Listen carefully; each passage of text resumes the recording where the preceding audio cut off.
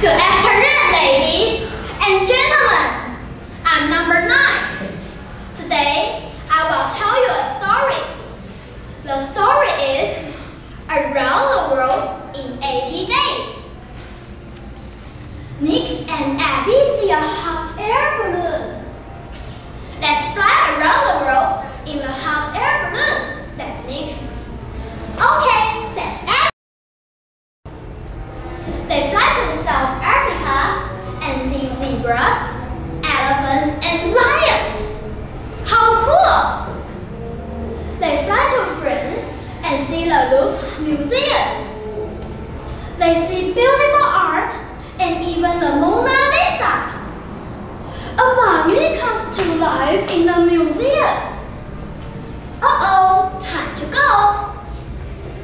Next, they fly to Japan and have a picnic under the sakura tree. They have sushi, soup, and fried rice. Yummy! They fly to Thailand. Ouch! A boy is through a water balloon. Oh, it's a Songkran festival. It's a water fight. Nick and Abby fight back. It's so much fun.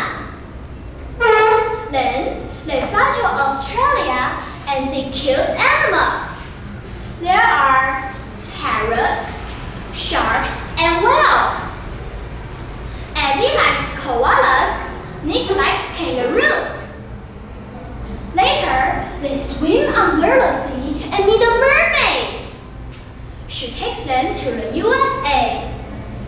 They meet a new friend. His name is John. And it's his birthday. Happy birthday, John! They have birthday picnic and eat cake and ice cream. The weather is nice and warm. It's a perfect day. Nick and Abby are very happy but tired. It's time to go home. Home sweet home. They say goodbye to all their new friends. Goodbye and good night. Thank you for listening. Good afternoon, ladies and gentlemen. I'm number 2. Today, my topic is Jack and Tom's Big Adventure. Jack and Tom were naughty boys.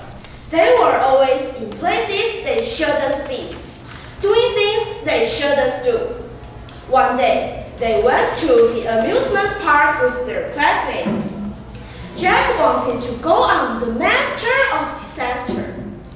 It was the fastest, the scariest ride in the park. When they got to the park, they rode on the spinning teacups and ate candy.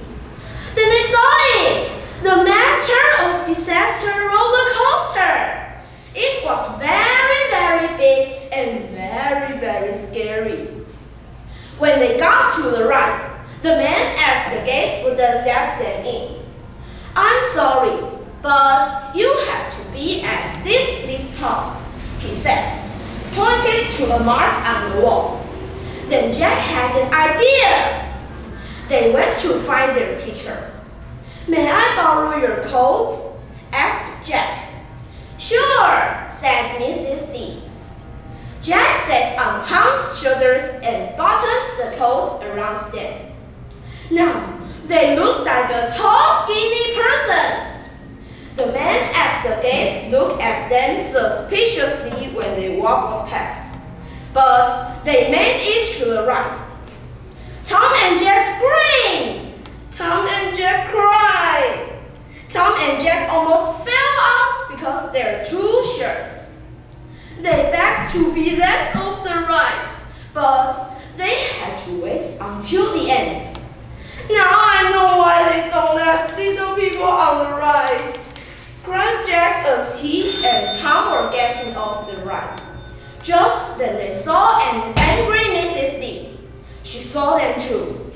Now, they were in big trouble. Thank you for listening. Good afternoon, ladies and gentlemen, boys and girls. I'm number 8. Today, I would like to share a story with you. Very shallow. One day, Bear went down to the pond with his fishing pole and a big can of worms. While he was putting a worm on his hook, he looked down and saw a big fish. "I'm going to catch that fish," thought Bear to himself. But when Bear stood up, there he slid in the water. His shadow scared the big fish away. "Go away, Shadow!" cried Bear. But Bear's shadow would not go away. "Okay," said Bear. "If you won't go on your own, then I'll just have to get rid of you." And he put down the fishing pole and began to run. He ran around the pond. When he got to the other side, he kept on running. Now, Bear was very annoyed. So he went home and got a hammer and some nails to nail Shadow to the ground. He hammered and hammered and hammered. But no matter how many nails he hammered, he couldn't nail Shadow down. But now, Bear was very tired. So he went inside and took a nap. While he slept, time passed and the sun once again cast shadows everywhere. When Bear got up and opened his door, he saw the shadow on the floor. "Not you again!" exclaimed Bear. And he slammed the door, hoping to allow the shadow inside. But Shadow was too quick. Sighed Bear. "How about this? If you let me catch a fish, I'll let you catch one too. Nod your head at this, it's a deal." When Bear nodded his head, Shadow nodded too. So Bear went back to the pond and once again threw his slide in the water. But this time, the sun was in a different part of the sky, which made it easy for Shadow to keep his part of the deal. And when Bear caught a big fish, Shadow caught one too. Thank you for listening. Hello, ladies and gentlemen. I'm number 5. Today I taught the snow monster of the Himalayas. Have I ever told you about the snow monster of the Himalayas? Asked Grandpa. No, you haven't, answered Jimmy. Tell us. Okay, here is a story. In Nepal, people in the high mountain villages talk about a snow monster named Yeti. The Yeti is very big and hairy. It looks like a giant white ape. Some of the villagers have seen the Yeti. Some of the villagers haven't seen the Yeti, but they have seen its footprints in the snow. A man named Eric Shipton was the first person to go to Nepal and photograph the Yeti's footprints. In 1951, he hiked through the Himalayas looking for the snow monster. He did not find the Yeti, but he found a very large footprint. The footprint was not like any other animal's footprint. Eric Shipton took a photograph of the footprints and sent it to the newspaper around the world. The photograph convinced many people that Yeti really existed. Grandpa, do you think the Yeti really? Asked Jimmy. I don't know, Jimmy. I don't see the photographs. Thank you for listening. Hello everyone.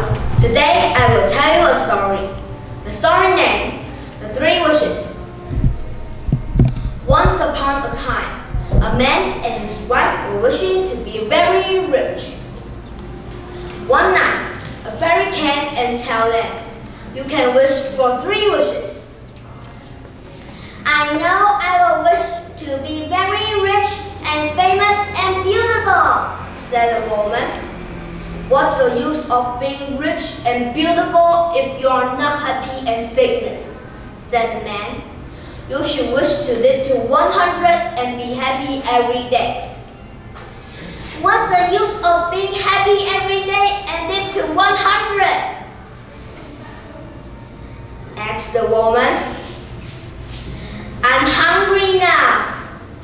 I wish we had some sausage. Suddenly, a sausage appeared and one wish was gone. Silly, cried the man. You have wasted one wish with the sausage. I wish them are stuck on the end of your nose. At that, a sausage flew up and stuck into the woman's nose. Silly yourself, cried the woman. You have wasted another wish with the sausage too. And now, I can live with sausage stuck on the end of my nose. I know, said the man. We can use the last wish to wish we are very rich. Then, we can buy a lot of jewels to hide your sausage. Have you gone mad? Cried the woman. The woman screamed and cried and screamed and cried and said, I wish my nose back. Suddenly, a sausage fell and the last wish was gone. The man and the woman looked at the sausage. I'm hungry, said the man. Me too, said the woman. So they cooked the sausage and ate it. Thank you for listening. Good afternoon, everyone. I am number 8. Today, I'm going to tell you a story. The 3 Wishes. Long, long ago, a man and a woman lived near a great forest. One morning, they came upon a huge oak. We could cut many logs from this tree, Said the man. Then we would have enough money to buy food for many days. Suddenly, a beautiful fairy appeared. Please don't cut down my tree, she begged. The couple decided to spare her tree. So, the fairy granted them 3 wishes. The couple was so excited. All day, they talked about the wishes. A grand house with a lovely garden, huge heads of jewels, fine clothes, and piles of gold coins. Finally, they went home, tired, hungry, and cold. Inside their tiny cottage, they thought about the wishes. Right now, I wish we had some tasty sausages for dinner, Said the man. All of a sudden, a pan of sausages appeared.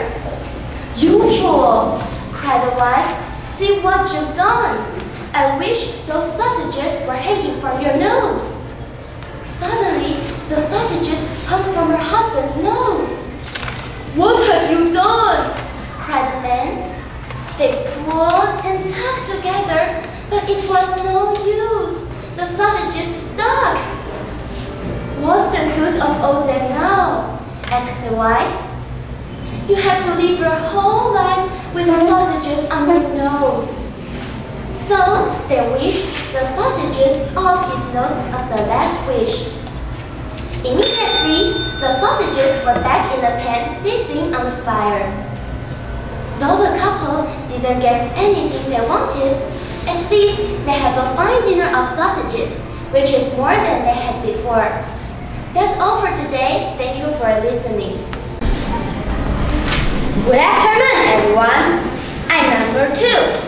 Today, the story I'm going to tell is Dragons and Giants. Frog and Toad are reading a book together. The people in this book are brave, said Toad. They fight dragons and giants, and they're never afraid. I wonder if we're brave, said Frog. Frog and Toad looked into a mirror. We look brave, said Frog. Yes, but are we? Asked Toad. Frog and Toad went outside. Well, we can try to climb this mountain, said Frog. That should tell us if we're brave. Frog went leaping over the rocks, and Toad came puffing up after him. We came to a dark cave. A big snake came out of the cave. Hello, Lunch, he said when he saw Frog and Toad. He opened his wide mouth. Frog and Toad jumped away. Toad was shaking. I'm not afraid, he cried. They climbed higher and they heard a loud voice. Many large stones were rolling down the mountain. It's an avalanche, cried Toad. Frog and Toad jumped away. Frog was trembling. I'm not afraid, he shouted. They came to the top of the mountain. A shadow of a help fell over them. Frog and Toad jumped behind a rock. The help flew away. We're not afraid, cried Frog and Toad at the same time. Then they ran down the mountain very fast. They ran past the place where they saw the avalanche. They ran past the place where they saw the snake. They ran all the way to Toad's house. Frog, I'm glad to have a brave friend like you, said Toad. He jumped into the bed and pulled all the covers over his head. And I'm happy to know a brave person like you, said Frog. He jumped into the closet and shut the door. Toad stayed in the bed. Frog stayed in the closet. They stayed there for a long time, just feeling very brave together. Thank you for listening. Good afternoon, dear judges, teachers, and students. Today, I'm gonna to tell you a story. The story name is Venus and the Cat. Venus and the Cat. A cat having fallen in love with a young man besought Venus to change her into a girl in the hope of gaining his affections. The goddess, taking compassion of her weakness, changed her into a fair damsel. And the young man, enamored of her beauty, led her home as his bride. As they were sitting in their chamber, Venus, wishing to know whether in changing her from she had also changed her nature, set down a mouse before her. The girl, forgetful of her new condition, started away from the seat and pounced upon the mouse as if she would have eaten it on the spot. Whereupon the goddess, provoked at her frivolity, straightway turned her into a cat again. This story tells us what is bred in the bone will never out of the flesh. This is my story. I hope you like it. Thank you for your listening. Good afternoon, everyone. I'm number 3. Today, I'm telling you a story, The Apple Tree. A long time ago, there was a huge apple tree. A little boy loved to come, and the tree also loved to play with him. Time went by. The little boy had grown up and he no longer played around the tree every day. One day, the boy came back to the tree and he looked sad. Come and play with me, the tree asked the boy. I'm no longer a kid. I won't play with you anymore. Now, I want to buy the toys. I need some money for it. Sorry, I don't have any money. But you can pick all my apples and sell them. So you have money to buy your toys. The boy was so excited about it. He picked up all the apples and left happily. One day, the boy came back to the tree and the tree was so excited. Come and play with me, the tree asked the boy. Sorry, I don't have time to play. I have to work for my family. We need a house for a shelter. Can you help me? You can chop off my trunk and branches to build your house. So the boy cut the trunk and all the branches and left happily. The tree was so glad to make him happy, but the boy disappeared since then. Finally, the boy had come back to the tree since he left many years ago. Sorry, boy, I can't give you much now. The tree said, I don't need much now, but I want to find a place to have a rest. The boy replied, Good! Oak tree roof is the best place to have a rest. sit down with me and have a rest. The tree was red and smiled with tears while the boy was next to. This is the story that everyone may have. The tree is our parents.